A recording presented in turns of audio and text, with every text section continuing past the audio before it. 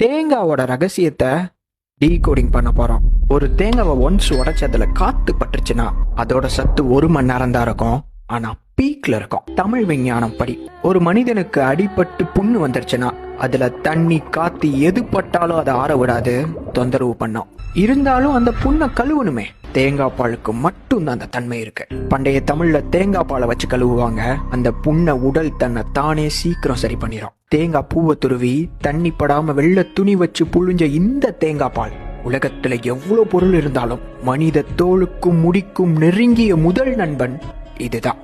வாரத்துக்கு 2 நாள் இதை 1/2 மணி நேரம் உடல் முழுக்க பூசி காய வச்சு குளிச்சுட்டு வந்தா இதை தாண்டி ஒரு ஸ்கின் ஹேர் கேர் உலகத்துல கிடையாது. அவ்வளோ ஆரோக்கியமா இருக்கும். முக்கியமா காலையில சமைச்சு சாப்பிட நேரம் இல்லாத நபர்களுக்கு அரைக்கால் முடி தேங்காவே போதும், அவ்வளோ எனர்ஜி கிடைக்கும். காலம் காலமா மனித குலம் தன் சக்திக்கு கார்போஹைட்ரேட்ஸ், புரோட்டீன், ஃபேட்ஸ்ன்ற 3 உணவுகளுக்கு தான் ஓடிக்கொண்டே இருக்கும். இந்த 3ஐயுமே உயரிய அளவுல வைத்து வயது பாரபட்சம் பார்க்காம யாருக்கும் அளிக்கும் 3 உள்ள ஒரே பொருள் தேங்காய் மட்டும்தான். அதனாலதான் மனிதன் பொருள் தேடி கடலுக்கு செல்லும் போது சிக்கிப்பான், கடல் கரையில பசியால புலம்பி தவிப்பான். மேல பார்த்தா தேங்காய் மட்டும் இருக்கும், அவனுக்கு அதுவே போதும், எவ்வளவு வருஷம் ஆனாலும் உயிரோட இருப்பான். இப்பேற்பட்ட இயற்கையின் வரப்பிரசாதத்தை முழுதாக படித்து கையாண்ட தமிழ் பாரம்பரியம், தமிழ்